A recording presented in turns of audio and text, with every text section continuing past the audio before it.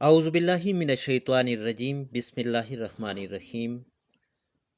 सामीन, हम आज की इस वीडियो में आपसे ज़िक्र करेंगे कि मोहम्मद बिन कासिम कौन था, क्या ये वाकई हीरो था और मोहम्मद बिन कासिम कहाँ से कहाँ आए और उन्होंने क्या कारनामे सर अंजाम दिए और वो गए आखिर कहाँ। ये सारी तफसीलात आप आज की इस वीडियो में सुन सकेंगे, लेकिन वीडियो में आगे बढ़ने से पहले आपसे गुजारिश है कि अगर आप हमारे यूट्यूब चैनल पर नए हैं तो इसे ज़रूर सब्सक्राइब कर लें ताकि हमारी हर नई आने वाली वीडियो का नोटिफिकेशन आपको मिल सके। 20 जून 712 ईस्वी को मोहम्मद बिन कासिम ने राजा दाहिर को शिकस्त देकर सिंध फतह किया था। इस मौका की मुनासबत से आपसे ये वीडियो आज शेयर की जा रही है। सामीन, कहा जाता है कि सिंध के हुक्मरान राजा दाहिर को जब 19 सालार मोहम्मद बिन कासिम के हाथों शिकस्त हो गई तो उनकी दो बेटियों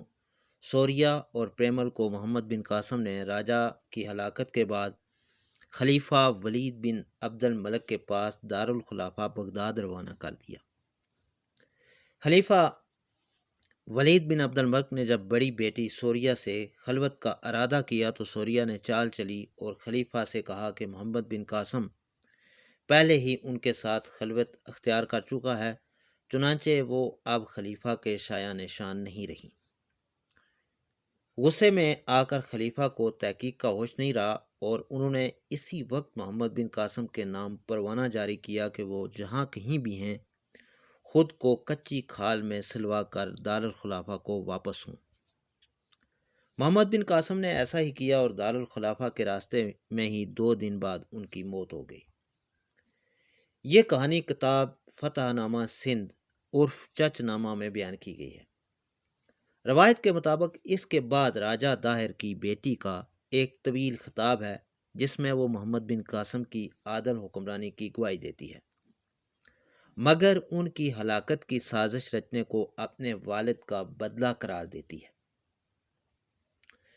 इसी खिताब में वो मोहम्मद बिन कासिम के बारे में भी कहती है कि उन्हें फरमाबरदारी में भी अकल से काम लेना चाहिए था और खलीफा को भी कहती हैं कि उसे भी सुनी सुनाई बात पर इतना सख्त हुक्म जारी करने से कबल तहकीक कर लेनी चाहिए थी। चचनामा के मुताबिक राजादार की बेटी ने कहा कि दाना बादशाह वक्त पर वाजिब है कि जो कुछ भी दोस्त या दुश्मन से सुने उसे अकल की कसवटी पर परखे और दिल के फैसलों से उसका मुआवजा करे। वो मजीद कहती हैं कि पाक दामनी के एतबार से मोहम्मद बिन कासिम हमारे लिए बाप और भाई जैसा था और हम कनीज़ों पर उसने कोई दस्तदराजी नहीं की, लेकिन चूंकि उसने हिंद और सिंध के बादशाह राजा दाहिर को बर्बाद किया था इसलिए हमने इंतकामन खलीफा के सामने झूठ बोला था। उस पर खलीफा ने गजबनाक होकर दोनों बहनों को दीवार में चुन देने का हुक्म दिया। सामीन, बनु उमैया के दौर में सिंध फतह करने वाले नौजवान सालार मोहम्मद बिन कासिम और मुगल बादशाह जलालुद्दीन मोहम्मद अकबर के दौर की मुबैना कनीज़ अनारकली की मौत की कहानियों में ख्वातीन के दीवार में चुनवाए जाने की कदर मुश्तरक है। अनारकली के बारे में कहानी ये मंसूब है कि अकबर बादशाह ने उन्हें शहजादा नूरुद्दीन मोहम्मद सलीम, जो बाद में जहांगीर के नाम से मशहूर हुए, उनसे माशके की वजह से दीवार में चुनवा कर हलाक करवा दिया था। मगर अनारकली के वजूद के बारे में ही मुअर्रिखीन को शुबा है और उनके बारे में तारीखी सबूत दस्तयाब नहीं है। चुनांचे उनकी मौत की कहानी तो दूर की बात है और मोहम्मद बिन कासिम और राजा दाहिर की बेटियों की हलाकत से मुतल्लक इस पूरी कहानी पर भी मुअर्रिखीन को एतराज़ात हैं। तो फिर मोहम्मद बिन कासिम की मौत वाक़अतन कैसे हुई, तारीखी हकीकत क्या है, इस पर बात करेंगे। लेकिन इससे पहले कुछ मोहम्मद बिन कासिम की सिंध में आमद और फतुहात का तज़किरा करते हैं और फिर ये देखेंगे कि मोहम्मद बिन कासिम सिंध फतह करने के बाद गए तो गए कहाँ। अगर आप कराची से ग्वादर जाना चाहते हैं तो आप पहले तो RCD हाईवे पर कोई 2 घंटे की ड्राइव करेंगे, जिसके बाद बाएं जानब मकरान कोस्टल हाईवे का आगाज़ होता है जो अपने आप में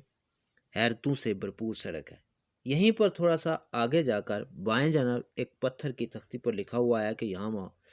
यानी यहाँ फातह सिंध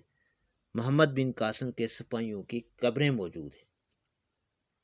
نامور مصنف و محقق سلمان رشدی کے مطابق یہ قبریں محمد بن قاسم کے ساتھیوں کی نہیں ہیں،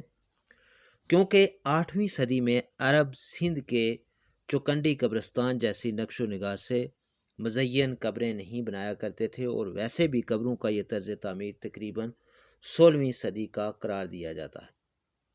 اسی طرح ایک اور تحقیق کے مطابق یہ قبریں 18ویں صدی کے وسط سے تعلق رکھتی ہیں، اور اس کا تذکرہ منان احمد آصف نے اپنی کتاب اے بک آف کنکویسٹ میں بھی کیا ہے۔ مگر پاکستان میں محمد بن قاسم سے متعلق متنازع باتوں میں سے صرف ایک بات ہے۔ مطالعہ پاکستان کی درسی کتب میں اکثر و بیشتر یہ پڑھایا جاتا ہے کہ پاکستان کی بنیاد اسی دن پڑ گئی تھی جس دن محمد بن قاسم نے سندھ کی سرزمین پر قدم رکھا تھا۔ سامعین، محمد بن قاسم اموی دور حکومت کے وہ سالار تھے جنہوں نے 712 سنہ ہجری میں سندھ پر حملہ کیا اور یہاں کے راجہ داہر کو شکست دی۔ بعض مورخین کے نزدیک محمد بن قاسم کے آنے سے جنوبی ایشیا میں اسلامی دور کا آغاز ہوا، سندھ فتح ہوا، اور یوں واقعات کا ایک لمبا سلسلہ شروع ہوا جو بالآخر پاکستان کے قیام پر منتج ہوا۔ مگر تاریخی حوالوں کے مطابق پیغمبر اسلام کی آمد سے قبل بھی عرب تاجر برِ صغیر میں رہائش پذیر تھے، اور کچھ کے نزدیک یہاں کی مقامی خواتین سے شادیاں تک کر رہے تھے۔ اسی طرح کتاب the great Mughals and dear India میں مصنف